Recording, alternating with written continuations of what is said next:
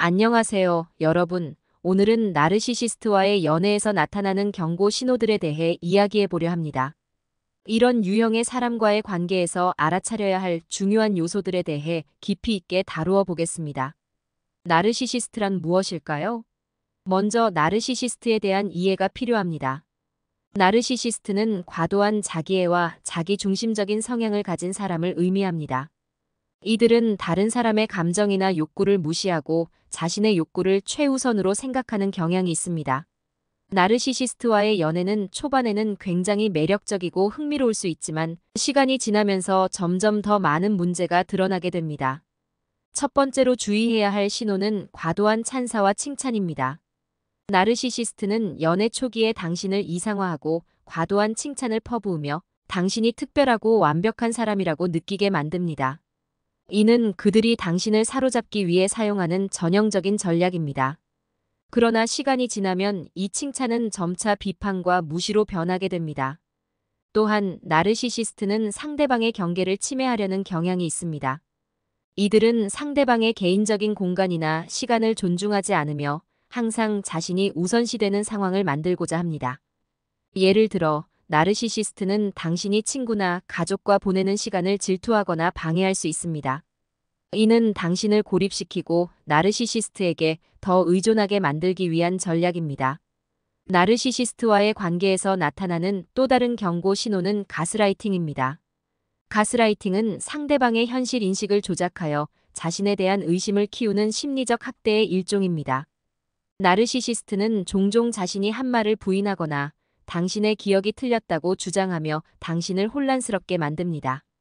이를 통해 그들은 당신이 자신에게 더 의존하게 만들고 자신의 통제를 강화하려 합니다. 그리고 나르시시스트는 항상 자신의 책임을 회피하려 합니다. 이들은 문제가 발생했을 때 절대 자신의 잘못을 인정하지 않고 모든 책임을 상대방에게 돌리는 경향이 있습니다. 예를 들어 싸움이 발생했을 때 나르시시스트는 자신의 행동을 정당화하며 모든 잘못이 당신에게 있다고 주장할 것입니다. 이는 상대방을 죄책감에 빠뜨리고 자신의 권력을 유지하기 위한 전략입니다. 나르시시스트는 또한 감정적 착취를 일삼습니다.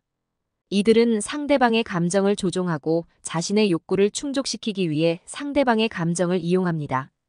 예를 들어, 나르시시스트는 당신이 자신을 사랑한다면 특정한 행동을 해야 한다고 주장하거나 당신의 감정을 이용해 자신이 원하는 것을 얻으려 할 수 있습니다. 이는 상대방의 감정을 무시하고 자신만의 욕구를 최우선시하는 전형적인 나르시시스트의 행동입니다. 또한 나르시시스트는 당신의 자존감을 무너뜨리려 합니다. 이들은 당신을 비난하고 비하하며 당신의 자신감을 약화시키기 위해 다양한 방법을 사용할 수 있습니다. 예를 들어, 나르시시스트는 당신의 외모나 능력을 비하하며 당신이 아무것도 잘하지 못한다고 주장할 수 있습니다. 이는 당신이 자신을 더 낮게 평가하게 만들고 그들에게 더 의존하게 만들기 위한 전략입니다. 나르시시스트와의 관계에서 벗어나기란 쉽지 않습니다.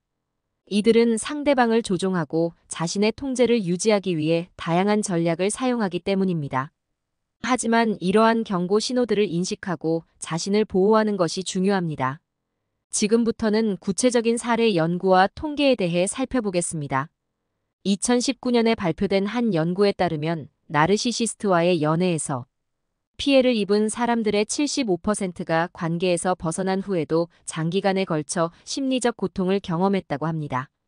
이들은 불안, 우울증, 자존감 저하 등의 문제를 호소하며 정상적인 삶으로 돌아가는데 어려움을 겪었습니다.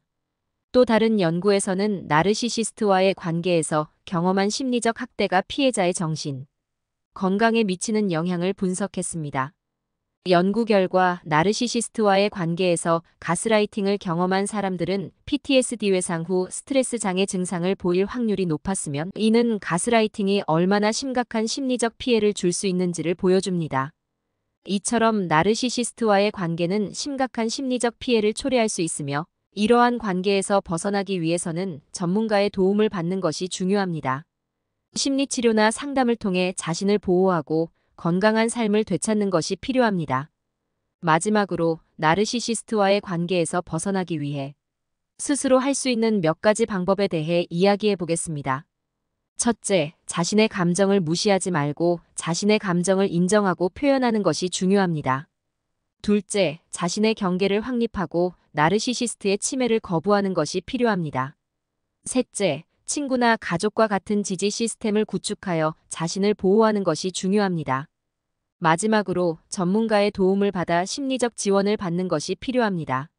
오늘은 나르시시스트와의 연애에서 나타나는 경고 신호들에 대해 이야기해 보았습니다. 이러한 신호들을 인식하고 자신을 보호하는 것이 중요합니다. 여러분의 건강한 연애를 위해 오늘의 정보가 도움이 되길 바랍니다. 감사합니다.